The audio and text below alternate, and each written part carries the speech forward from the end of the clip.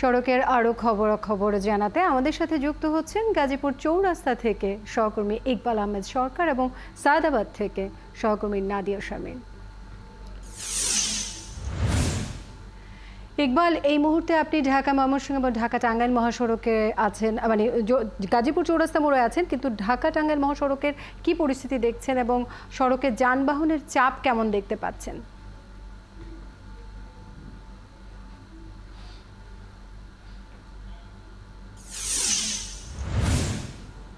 তহিনুর, গাজীপুরের দুইটি মহাসড়কের কথা বলেছেন আপনি। একটি ঢাকা ময়মনসিংহ মহাসড়ক এবং ঢাকা টাঙ্গাইল মহাসড়ক, দুটি মহাসড়কের দুইটি পয়েন্ট ঘিরে মূলত টাঙ্গাইল মহাসড়কের চন্দ্রাত্রি মোড় ঘিরে তিন দিকে প্রায় 3 কিলোমিটার যানজট রয়েছে। একইভাবে গাজীপুরের যে চান্দনা চৌরাস্তা ঢাকা ময়মনসিংহ মহাসড়কের, সেখানে ঢাকাগামী পথে যানজট রয়েছে। আপনি হয়তো আমার পেছনে দেখতে পাচ্ছেন যে যানবাহনের দীর্ঘ সারি ময়মনসিংহ থেকে ঢাকাগামী যে লেনটি রয়েছে সেই লেনেই মূলত এই দীর্ঘ ভোগান্তি। আপনি জানেন যে বিআরটি প্রকল্পের যে চলমান প্রকল্প, সেই প্রকল্পের 7টি ফ্লাইওভার খুলে দেওয়া হয়েছে গত ঈদের আগেই। সেই ফ্লাইওভারগুলি খুলে দেওয়ার জন্য কিছুটা স্বস্তিতেই কিন্তু ঈদ যাত্রা হয়েছে। তবে আজকে শেষ মুহূর্তে এসে যারা নিরাপত্তার দায়িত্ব পালন করছেন, যারা কিনা ট্রাফিকের দায়িত্ব পালন করছেন, তারা যেন অনেকটা হাঁফিয়ে উঠছেন বলা যায়। যেই কারণেই আর যত্রতত্র গাড়ি পার্কিং করা, যত্রতত্র যাত্রী তোলা, এইসব কারণে এই মুহূর্তে এসে যাত্রীরা নাকাল হচ্ছেন। দীর্ঘ সময় ধরে কয়েক কিলোমিটার ধরে তারা বসে পাড়ি দিচ্ছেন ঢাকার পথে।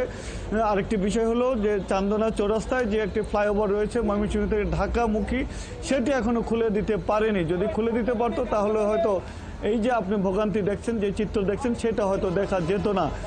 গত কয়েকদিন ধরে যে স্বস্তি নিঃশ্বাস ছিল, যে মানুষ আপন আপন গন্তব্যে তারা অনেকটা স্বস্তিতে যাচ্ছিলেন, স্বাচ্ছন্দ্যে যাচ্ছিলেন, সেটা আজকে কিন্তু ছন্দপতন হয়েছে।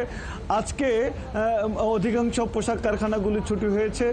গাজীপুরের লাখ লাখ মানুষ তাদের নিজের গন্তব্যে যাচ্ছেন স্বজনদের সাথে ঈদ করার জন্য। আর ঈদ করতে যেয়ে অনেকেই তো বাসে জায়গা পাননি বা অতিরিক্ত ভাড়া না পেয়ে আমরা দেখেছি দিনভর যে পিকআপে চড়ে কিংবা ট্রাকে চড়ে তারা যাচ্ছেন, সেখানেও দ্বিগুণ তিনগুণ ভাড়া তাদের গুনতে হচ্ছে।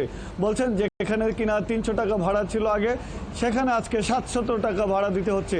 এভাবেই তারা স্বজনদের সাথে ঈদ করতে ছুটেছেন জীবনের ঝুঁকি নিয়ে। আমরা অনেককেই দেখেছি। ইকবাল, ধন্যবাদ, আপনি থাকুন আমাদের সাথে। আমরা বুঝতে পারলাম যে প্রচণ্ড রকমের ভিড় আছে এবং ভাড়া নিয়েও যাত্রীদের অনেক অভিযোগ আছে। আমরা